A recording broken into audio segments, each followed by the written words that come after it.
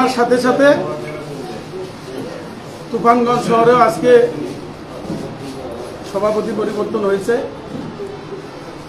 আমি চাই যে আমরা যারা একসাথে তুফানগঞ্জের রাজনীতিটা করেছি, বন্ধু ইন্দ্রজিৎ ধর, ছোট ভাই তনুপ থেকে শুরু করে আমাদের সিনিয়র যারা নেতৃত্ব আছেন এবং মহিলা তৃণমূল কংগ্রেস সভানেত্রী থেকে শুরু করে আইএনটিটিসি স্বরাজদা যারা ছিল, সকলকেই সাথে নিয়ে আগামী দিনের পথ চলা শুরু হবে। আমি চাই যে আজকের যে আনন্দের দিন, সেই আনন্দটাই শেষ কথা নয়। আমি সবসময় জানি যে শেষ ভালো যার, সব ভালো তার।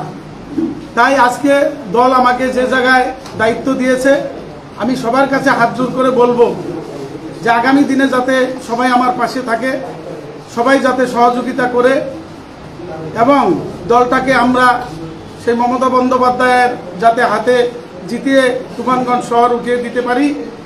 আমাদের তুফানগঞ্জ শহর তথা ৯ নম্বর বিধানসভা কেন্দ্রের যে আগামী দিনের ২৬ সনের বিধায়ক মনোনীত হবে, তার জন্য আমরা এখন থেকেই সমস্ত শাখা সংগঠন, তৎসঙ্গে মাদার সংগঠন থেকে শুরু করে যারা বসে আছে, বয়োজ্যেষ্ঠ নেতৃত্ব থেকে শুরু করে দাদারা বোনেরা যারা আজকে হয়তো দলের সাথে একসময় খুব কাজ করত, আজকের দিনে হয়তো তারা আসছে না, আমি তাদের কাছে হাত জোর করে আবারও বলবো যে তৃণমূল কংগ্রেসটা আমাদের করতে হবে। যে বিরোধী শক্তি সারা ভারতবর্ষের বুকে মানুষের একটা নির্যাতনের পরিস্থিতি তৈরি করেছে, যাদের ভোটে তারা মনোনীত হয়ে আজকে মন্ত্রী মিনিস্টার হয়েছে, প্রধানমন্ত্রী হয়েছে, তারা আজকে বসে বলছে সমস্ত মানুষের ভোট অবৈধ। যাদের ভোটে তারা জিতেছে তাদেরকে আজকে নিয়ে আগামী দিন দল পরিচালনা করব এবং আমাদের জেলা নেতৃত্ব অভিধি যে ভৌমিক যে কথা বলবেন আমরা পাথেয় করে চলব।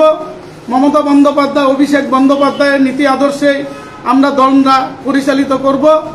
আমরা চাই নিষ্ঠার সঙ্গে দল পরিচালিত হোক, সবাইকে নিয়ে কাঁধে কাঁধ মিলিয়ে আগামী দিন দল পরিচালিত হবে তুফানগঞ্জ শহরে। এটা তার বিরুদ্ধে ভোট হবে। তাই আমরা নিশ্চিত ৯ নম্বর বিধানসভায় আমরা আগামী দিনে 100% জিতব।